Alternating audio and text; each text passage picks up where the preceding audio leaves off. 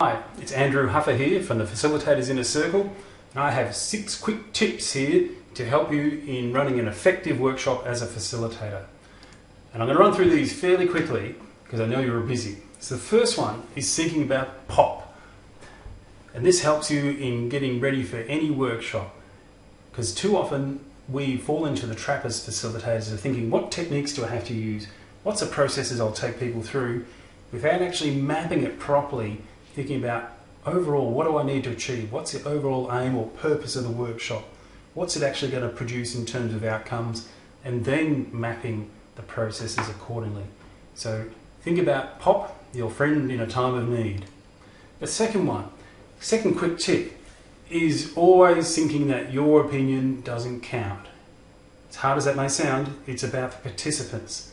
So making sure that you have a series of mapped, pre-worked out questions that will continually lead the participants on in an iterative way towards achieving the workshop outcomes and workshop purpose. Another quick tip here is, if you do ask a question, give people some space to answer it. Often people who are very quick-minded or possibly impatient, they just want to get the answers out from the group, and they're sort of going quick, give me an answer, rather than putting the question out there and giving people some space to think about what that question means. If you're having trouble with this, another easy tip is just to ask a question and count in your mind: 1 Mississippi, 2 Mississippi, 3 Mississippi, 4. It just gives people that little bit of thinking space to move on with.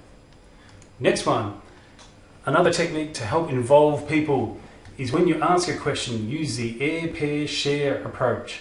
Air your question, get people to talk about it in pairs, and get them to share it back with the group. The benefit of this means that the questions aren't always being answered by the same 1 or 2 people in the group. It means that everyone has a chance to do some thinking, do some quiet discussion, and then bring it back to the group. So it's a technique which virtually guarantees full participation from your group.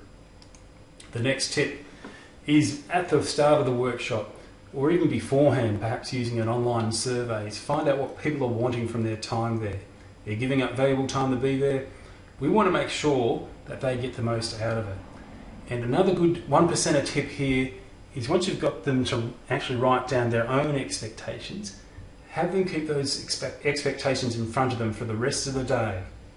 And the reason to do that is to make sure that this keeps them focused. So you can ask the question of them, or even put a challenge to them. Say, if you find yourself being distracted throughout the day, find yourself drifting off, come back to these expectations to make sure you're getting what you want out of the workshop. And if not, let me know and we'll talk about it. The next one is, have the plan. Think of plan C. Often our workshop questions and process can be almost a fantasy for the day, thinking, yes, this will all happen within this time frame. Then I'll go to the next step, and I've got 15 minutes to do that.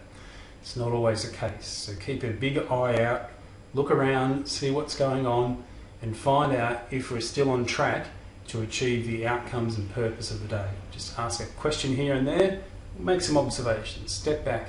And finally, remember the importance of being focused. Again, think back to what the purpose is, what the outcomes are, and making sure that this happens as you go along. In documentation, my tip for that is try and get participants to do the documentation of workshop outputs as you go. I often use A3 templates or A0 templates that they can work on in groups and basically do the workshop for you, and then you can go and get someone to type them up for you. So your work is done.